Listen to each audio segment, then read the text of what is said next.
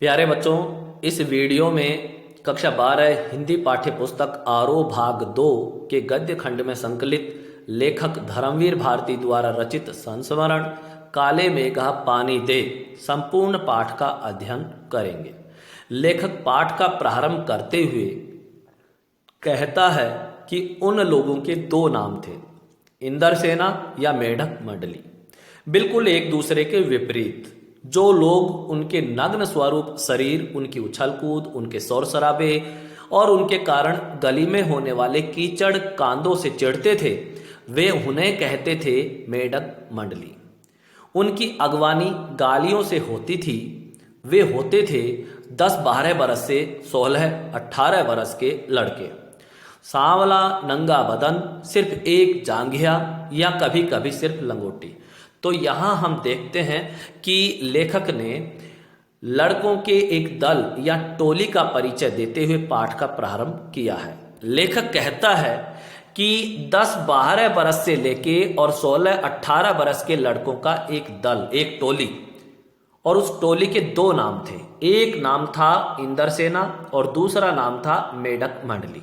अब इन दोनों नामों के पीछे भी आधार है। वह यह है कि जो लोग यह मानते थे कि इस टोली द्वारा, यानी इस लड़कों की टोली द्वारा किए गए कार्य से इंद्र देवता प्रसन्न होंगे और वे प्रसन्न होकर बरसात करेंगे और लोगों के पानी की जो समस्या है वो समाप्त हो जाएगी। वे लोग कहते थे इंद्रसेना।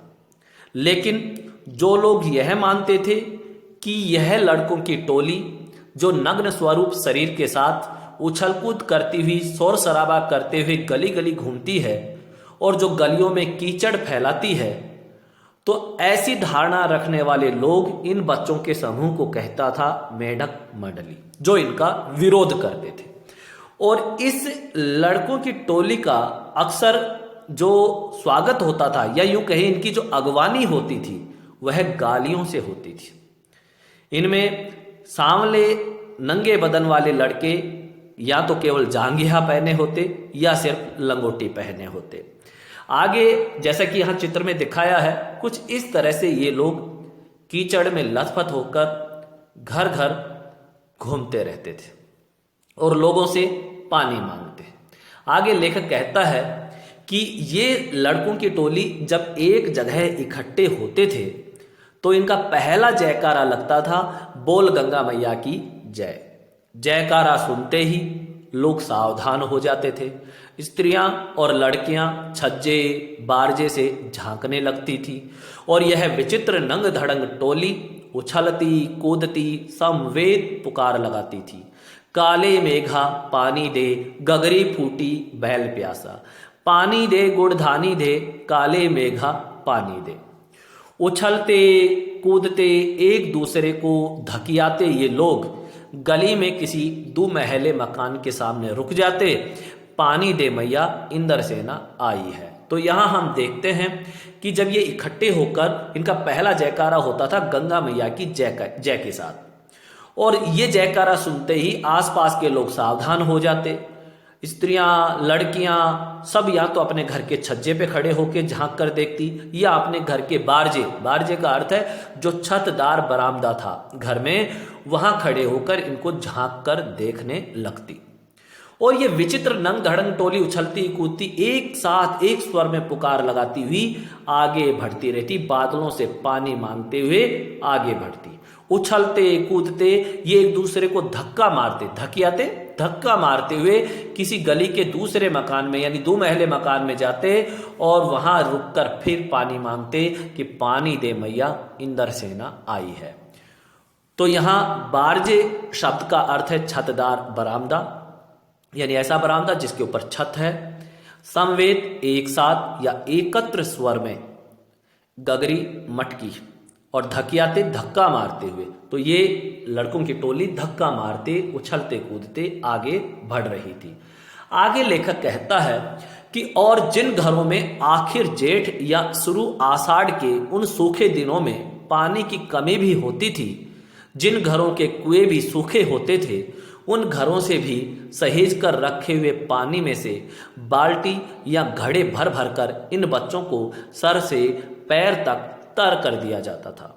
ये भीगे बदन मिट्टी में लोट लगाते थे, पानी फेंकने से पैदा हुए कीचड़ में लथपथ हो जाते थे। तो जैसा कि यहाँ कहा गया है, लेखक कहता है कि घरों में जो कि आखिर जेठ या यूं कहें कि आषाढ़ के पहला पखवाड़ा भी बीत चुका था और बरसात नहीं आई, तो इतनी तेज गर्मी पड़ने के बाद वहां उन सूखे दिनों में जबकि पानी की चारों ओर कमी थी, घर के कुएं तक सूख गए थे, लोगों के घरों में पानी नहीं था और जरूरी कार्यों के लिए, पीने के लिए लोगों ने अपने घरों में जो सहेज कर पानी रखा हुआ था, बचाकर पानी रखा हुआ था, उस पानी को बाल्टी और घड़े में भर भर कर बच्चों की इस टोली पर, इंद्र सेना में शामिल बच्चों की टोली पर फेंक फेंक कर उनको सिर से लेके पैर तक नहला दिया जाता था, यानी उनको तर कर दिया जाता था, उनके ऊपर पानी फेंक दिया जाता था और ये भीगे बदन मिट्टी में लोट लगाते थे, पानी फेंकने से पैदा हुए कीचड़ में लथपथ हो जाते थे। जैसा कि चित्र में दिखाया है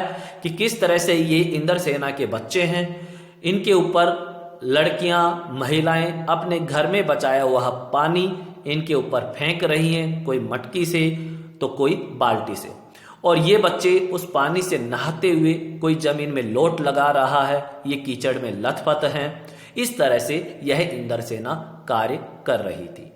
यहां एक शब्द आया सहेजना, जिसका अर्थ है बचाकर रखना। आगे लेखक कहता है कि हाथ, पांव, बदन, मुंह, पेट सब पर गंदा कीचड़ मलकर फिर हाँक लगाते, यानी जोर से आवाज लगाते कि बोल गंगा मैया की जय, और फिर मंडली बांधकर उछलते कूदते अगले घर की ओर चल पड़ते। बादलों को टेरते टेरते पुकारते, बादलों को पुकारते कि काले मेघा पानी दे। वे सचमुच ऐसे दिन होते जब गली मोहल्ला, गांव, शहर, हर जगह लोग गर्मी में भुन भुन कर त्राहिमाम कर रहे होते।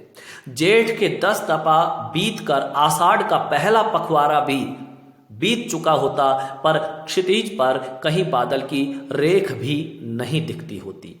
कुएं सूखने लगते, नलों में एक तो बहुत कम पानी आता और आता भी तो आधी रात को भी मानो खोलता हुआ पानी अर्थात उबलता हुआ पानी, इतना गर्म, ऐसा लगता था जैसे उबल रहा हो, बहुत गर्म पानी आता। तो यहाँ कहा कि ये जो इंद्र सेना में बच्चे थे, ये अपने हाथ, पांव, बदन, मुंह, पेट सब पे अपना गंदा कीचड़ मलकर और जोर से आवाज लगाते बोल गंगा मैया की जय, और मंडली बांधकर उछलते कूदते अगले घर की ओर चल पड़ते, और बादलों को भी साथ साथ में पुकारते चलते कि काले मेघा पानी दे।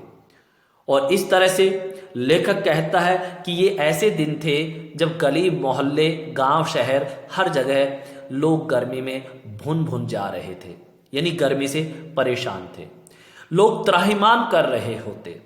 जेठ के 10 तपा बीत कर आषाढ़ का पहला पखवाड़ा भी बीत चुका होता था और क्षितिज में कहीं भी बादल की एक रेखा तक दिखाई नहीं देती, यानी बादल का नाम और निशान तक आकाश में नहीं दिखाई देता था। कुएं सूख रहे थे, नलों में या तो पानी बहुत कम आता और यदि आता तो आधी रात को भी मानो खोलता हुआ पानी हो, यानी रात को धूप नहीं पड़ती लेकिन फिर भी आधी रात को भी पानी गर्म आता था। तो यहां कठिन शब्द आए, हाँक लगाना, जिसका अर्थ है जोर से पुकारना या सबको सुनाने के लिए कोई बात कहना, जैसे कि यहां बच्चे हाँक लगाते थे काले मेघा पानी दे, या फिर गंगा मैया की जय बोलते थे। क्षितिज, जिसका अर्थ है धरती और आकाश के मिले होने की काल्पनिक स्थिति, इसका अर्थ है कि जहां हम खड़े होते हैं और खुले में कहीं जहां तक हमारी दृष्टि जाती है हम देखते हैं, तो हम देखते हैं कि दूर एक ऐसा स्थान हमें दिखाई देता है जहां धरती और आकाश हमें मिले होने की स्थिति का आभास दिलाते हैं। यद्यपि ऐसा होता नहीं है, लेकिन ऐसा लगता है जैसे धरती और आकाश मिले हुए हैं। तो यह केवल काल्पनिक स्थिति होती है, सच्चाई नहीं। ऐसे स्थल को कहते हैं क्षितिज। पखवाड़ा 15 दिन की अवधि, यहां पखवाड़ा का सही शब्द रूप है पखवाड़ा। 10 तपा यानी तपते 10 दिन। आगे लेखक कहता है पाठ में कि शहरों की तुलना में गांव में और भी हालत खराब होती थी। जहां जुताई होनी चाहिए वहां खेतों की मिट्टी सूख कर पत्थर हो जाती, फिर उसमें पपड़ी पड़कर जमीन फटने लगती। लू ऐसी कि चलते चलते आदमी आधे रास्ते में लू खाकर गिर पड़े। ढोर ढंगर प्यास के मारे मरने लगते, लेकिन बारिश का कहीं नाम निशान नहीं। ऐसे में पूजा पाठ कथा विधान सब करके लोग जब हार जाते, तब अंतिम उपाय के रूप में निकलती यह इंद्र सेना। तो यहां हम देखते हैं कि कह रहे कि शहरों की तुलना में गांवों की हालत ज्यादा खराब होते थे। जब जुताई का समय होता उस समय ये हालत होती गर्मी के कारण कि खेतों की मिट्टी सूखकर पत्थर के समान कठोर हो जाती, वह वहां पपड़ी पड़ जाती मिट्टी में और वह फटने लगती थी। और लू ऐसी चलती थी, लू का तात्पर्य यहां पर है गर्म हवा, यानी गर्मी के समय इतनी गर्म हवा चलती थी जिसको लू कहते हैं। तो लू ऐसी चलती कि आदमी आधे रास्ते में चलते चलते लू खाकर गिर पड़े। डोर ढंगर यानी ये जो पशु थे वो प्यास के मारे मरने लगते थे, लेकिन कहीं भी बारिश का नामो निशान नहीं दिखाई देता था। ऐसे में लोग पूजा पाठ कथा विधान हर तरह के उपाय करते, लेकिन तब भी बारिश नहीं होती, लोग हार जाते। तब अंतिम उपाय के रूप में यह इंद्र सेना निकलती थी। वर्षा के बादलों के स्वामी है इंद्र, और इंद्र की सेना टोली बांधकर कीचड़ में लथपथ निकलती, पुकारते हुए मेघों को, पानी मांगते हुए प्यासे गलों और सूखे खेतों के लिए। यानी यह जो इंद्र की सेना है, यह कह रहे हैं कि कीचड़ में लथपथ होकर और बादलों को पुकारते हुए और पानी मांगते हुए, गलों के लिए यानी लोगों की प्यास मिटाने के लिए, और सूखे खेतों की प्यास मिटाने के लिए ये लोग बादलों से पानी मांगते हुए आगे बढ़ते थे। शब्दार्थ लू, जिसका अर्थ गर्मी में चलने वाली गर्म हवा। राजस्थान में विशेषकर गर्मियों में जो गर्म हवा चलती है उसको लू कहा जाता है। ढोर ढंगर पशु या मवेशी, टोली दल या समूह। आगे लेखक कहता है कि पानी की आशा पर जैसे सारा जीवन आकर टिक गया हो। बस एक बात मेरे समझ में नहीं आती थी कि जब चारों ओर पानी की इतनी कमी है तो लोग घर में इतनी कठिनाई से इकट्ठा करके रखा हुआ पानी बाल्टी भर भर कर इन पर क्यों फेंकते हैं। कैसी निर्मम बर्बादी है पानी की, देश की कितनी क्षति होती है इस तरह के अंधविश्वासों से। कौन कहता है इन्हें इंद्र की सेना? अगर इंद्र महाराज से ये पानी दिलवा सकते हैं तो खुद अपने लिए पानी क्यों नहीं मांग लेते? क्यों मोहल्ले भर का पानी नष्ट करवाते घूमते हैं? नहीं, यह सब पाखंड है, अंधविश्वास है। ऐसे ही अंधविश्वासों के कारण हम अंग्रेजों से पिछड़ गए और गुलाम बन गए। तो यहां हमने देखा कि लेखक ने बताया कि जब सबका जीवन पानी के बिंदु पर, पानी पर आकर टिक गया, लोग केवल पानी के बारे में सोच रहे थे। ऐसे में लेखक को यह बात समझ में नहीं आ रही, जब चारों ओर पानी की इतनी कमी है और लोगों ने अपने घरों में जरूरी कामों के लिए इतनी कठिनाई से जो पानी बचा कर रखा हुआ है, उस पानी को ये लोग बाल्टी में भर भर कर इस इंद्र सेना के लड़कों पर क्यों फेंकते हैं? ये इतनी निर्मम बर्बादी पानी की क्यों करते हैं? तो यहां हमने देखा इंद्र सेना पर लोगों द्वारा जो पानी फेंका जा रहा है, लेखक ने उसे निर्मम बर्बादी कहा है। ये पानी की निर्मम बर्बादी मानते हैं और लेखक के अनुसार ये अंधविश्वास है कि ऐसा करने से बरसात होगी। और ऐसे ही अंधविश्वासों के कारण देश की कितनी हानि होती है ये लेखक कहता है। लेखक कहता है कि अगर ये इंद्र सेना के लड़के पानी दिलवा सकते तो ये खुद अपने लिए क्यों नहीं ले लेते? क्यों मोहल्ले भर का पानी नष्ट करवाते हुए घूमते रहते हैं? लेखक के अनुसार ये पाखंड है, अंधविश्वास है। ऐसे ही अंधविश्वासों के कारण अंग्रेजों से हम पिछड़ गए और लंबे समय तक हम अंग्रेजों के गुलाम रहे। तो लेखक ने इस तरह की धारणाओं को पाखंड और अंधविश्वास कहा है। आगे लेखक बढ़े उससे पहले यहाँ कुछ शब्दार्थ जैसे निर्मम शब्द आया जिसका अर्थ है ममता रहित या निष्ठुर, क्षति, हानि या नुकसान। लेखक आगे कहता है कि मैं असल में था तो इन्हीं मेढक मंडली वालों की उम्र का, पर कुछ तो बचपन के आर्य समाजी संस्कार थे और एक कुमार सुधार सभा कायम हुई थी, उसका उपमंत्री बना दिया गया था, सो समाज सुधार का जोश कुछ ज्यादा ही था। तो यहां हम देखेंगे कि बहुत महत्वपूर्ण बात लेखक ने बताई कि लेखक खुद भी इंद्रसेना के जो बच्चे थे उनकी उम्र का ही था, जिसको कुछ लोग मेढक मंडली भी कहते थे। तो लेखक भी इस मेढक मंडली के लड़कों की उम्र का ही था, लेकिन फिर भी लेखक इस दल का सदस्य नहीं था। क्यों? क्योंकि बचपन से ही लेखक आर्य समाजी संस्कार वाला था, जो कि ऐसे अंधविश्वासों में विश्वास नहीं करते। दूसरा कारण कि उस समय एक कुमार सुधार सभा बनी थी, कायम होना यानी उस समय बनी थी, स्थापित हुई थी, और लेखक उसका उपमंत्री था।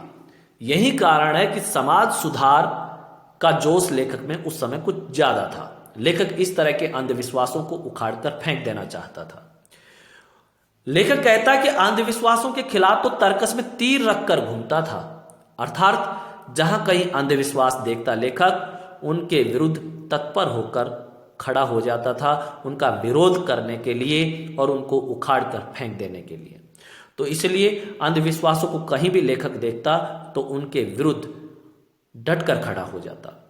लेखक आगे कहता है कि मगर मुश्किल यह थी कि मुझे अपने बचपन में जिससे सबसे ज्यादा प्यार मिला वे थी जीजी।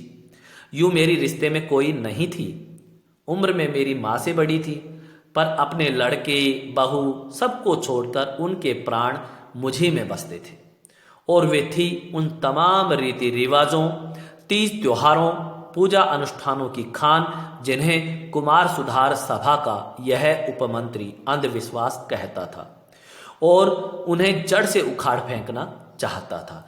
तो यहाँ जैसा कि कहा है कि लेखक कुमार सुधार सभा का उपमंत्री था, और जैसे यहाँ पर आया यह उपमंत्री, तो यहाँ लेखक के लिए यह शब्द आया है।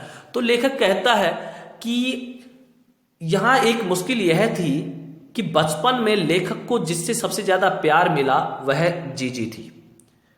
हालांकि रिश्ते में यह लेखक की कोई नहीं लगती थी, उम्र में भी वह लेखक की मां से बड़ी थी, लेकिन जीजी ने अपने लड़के बहू सबको छोड़कर जीजी के प्राण लेखक में ही बसते थे, और जीजी तमाम रीति रिवाजों, तीज त्योहारों, पूजा अनुष्ठानों की खान थी।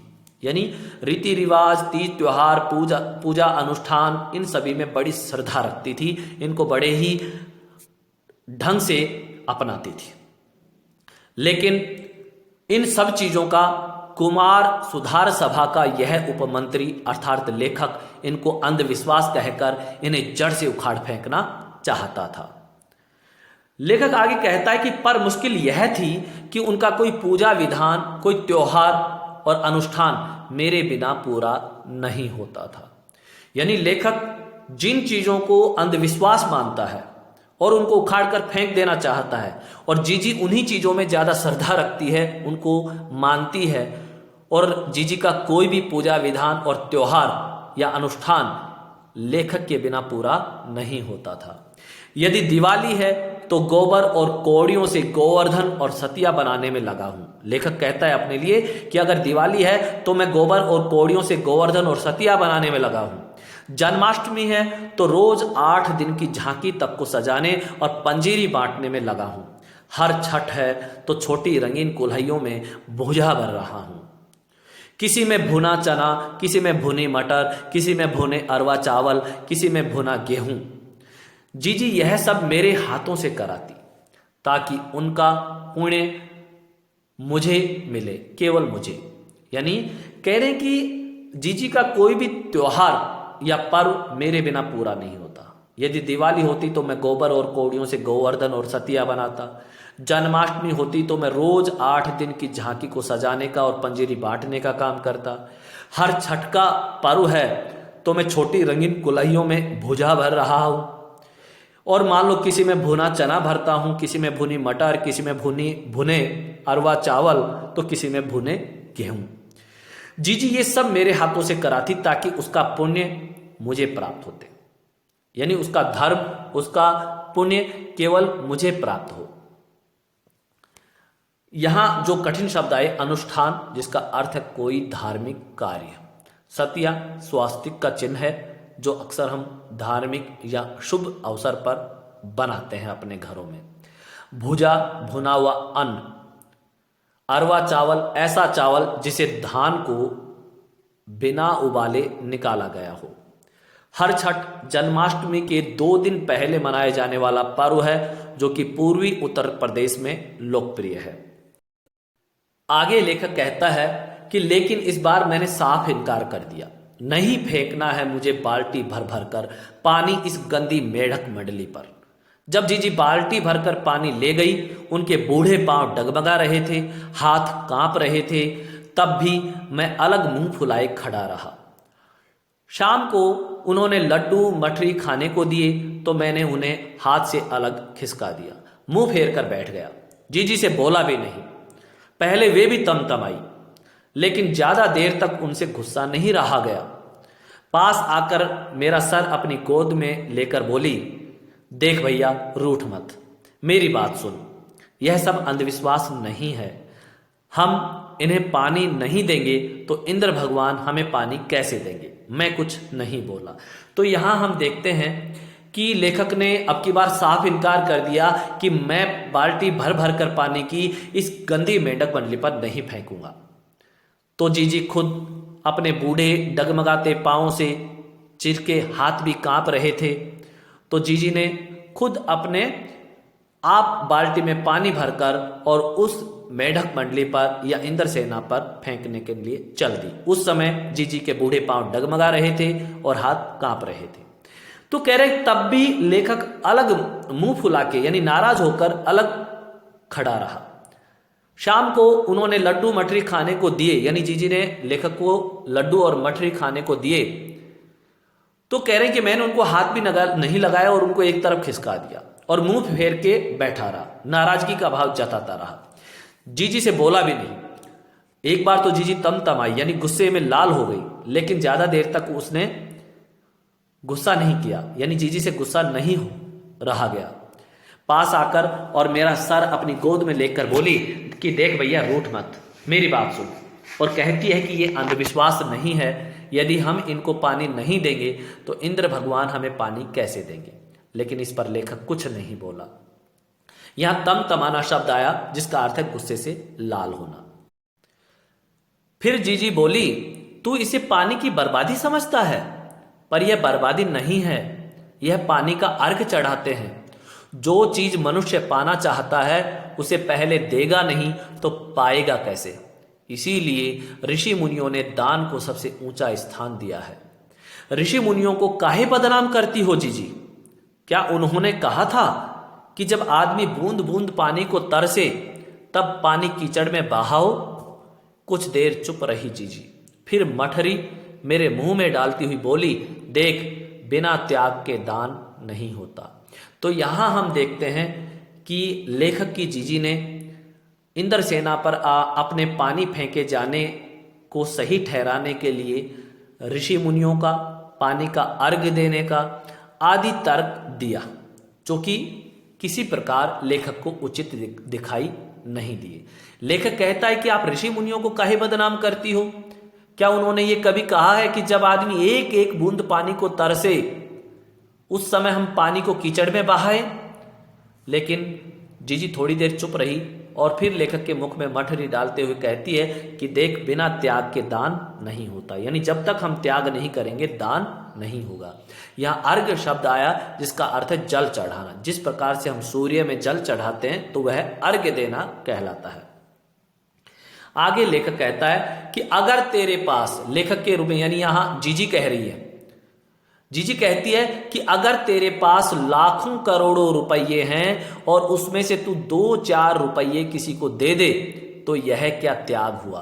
त्याग तो वह होता है कि जो चीज तेरे पास भी कम है, जिसकी तुझको भी जरूरत है, तो अपनी जरूरत पीछे रखकर दूसरे के कल्याण के लिए उसे दे, तो त्याग तो वह होता है, दान तो वह होता है, उसी का फल मिलता है। अब यहां जीजी ने कहा कि अगर तेरे पास लाख करोड़ों लाखों करोड़ों रुपए हैं और उसमें से तू 2-4 रुपए किसी को दे दे, तो वो त्याग नहीं है। त्याग तो वह होता है कि जो चीज आपके पास भी कम है और उसकी जरूरत आपको भी बहुत है, और उस चीज को में आप अपनी जरूरत को पीछे रखकर और दूसरों के कल्याण के लिए आप उसका त्याग करते हैं, वह दान है और उसी का फल मिलता है। इसके प्रति उत्तर में लेखक कहता है कि फल वल कुछ नहीं मिलता, सब ढकोसला है। मैंने कहा तो पर कहीं मेरे तर्कों का किला पस्त होने लगा था, मगर मैं भी जिद पर अड़ा था। फिर जीजी बोली, देख तू तो अभी से पढ़ लिख गया है, मैंने तो गांव के मदरसे का भी मुंह नहीं देखा, पर एक बात देखी है कि अगर 30-40 मन गेहूं उगाना है तो किसान 5-6 सेर गेहूं, अच्छा गेहूं अपने पास से लेकर जमीन में क्यारियां बनाकर फेंक देता है, उसे बुआई कहते हैं। यानी यहां पर जीजी ने एक नया तर्क देकर किसान द्वारा जो फसल उत्पन्न की जाती है, उपज तैयार की जाती है, उसका उदाहरण देते हुए कहती है कि देख तू पढ़ लिख गया है, लेकिन मैं पढ़ी लिखी नहीं हूं, मदरसा यानी विद्यालय, मैं तो कभी विद्यालय का मुख भी नहीं देखी, लेकिन एक बात मैंने देखी है कि अगर किसी को 30-40 मन गेहूं उगाना है तो उस किसान को पहले 5-6 किलो अच्छा गेहूं अपने पास से लेकर पहले जमीन की क्यारियों में फेंकना पड़ता है, यानी त्याग करना पड़ता है, और इसी को बुआई कहते हैं। यहां किला पस्त होना मुहावरा आया जिसका अर्थ है हार जाना।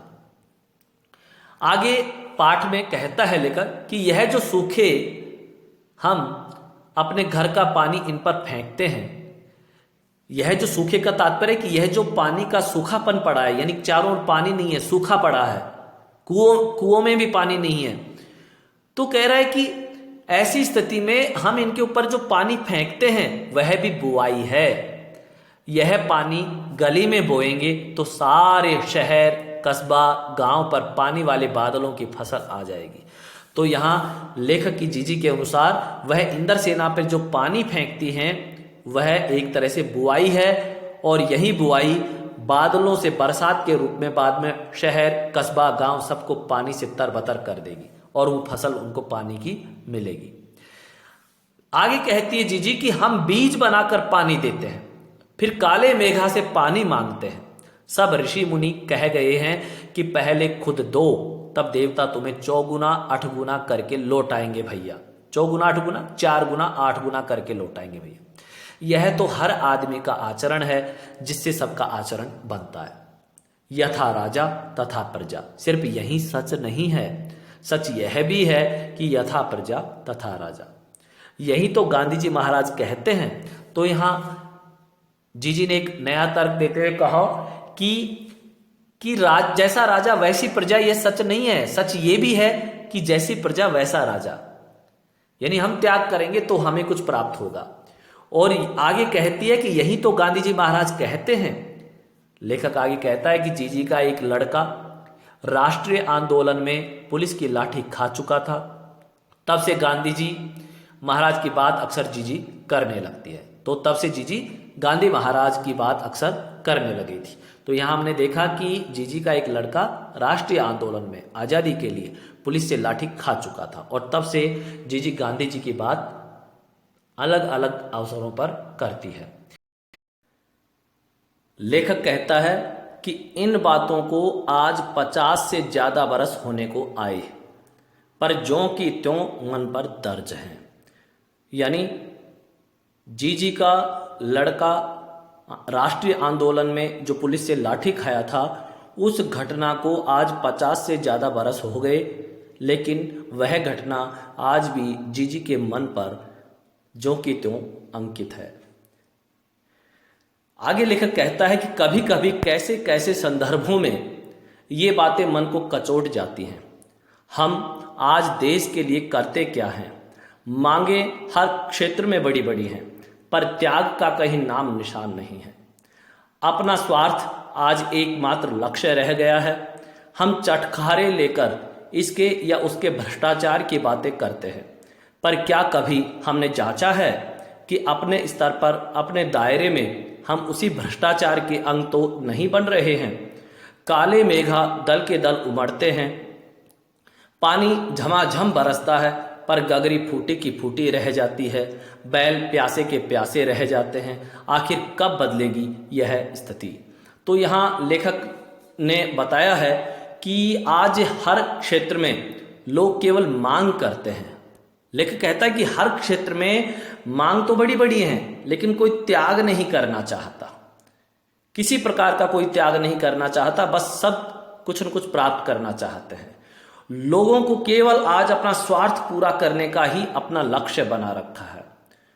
हम चटखारे ले लेके यानी आनंद ले लेकर दूसरों के भ्रष्टाचार की बातें तो करते हैं, लेकिन कभी हम अपने आप को नहीं जांचते कि कहीं हम भी उसी भ्रष्टाचार के अंग तो नहीं बन रहे हैं। तो इस प्रकार की महत्वपूर्ण नैतिकतापूर्ण बात करते हुए लेखक इस पाठ को समाप्त करता है और कहता है कि काले मेघा दल के दल, यानी काले जो बादल हैं वो दल के दल समूह में उमड़ कर आते हैं। पानी झमाझम बरसता भी है, लेकिन गगरी फूटी की फूटी रह जाती है, बैल प्यासे के प्यासे रह जाते हैं। आखिर कब बदलेगी यह स्थिति?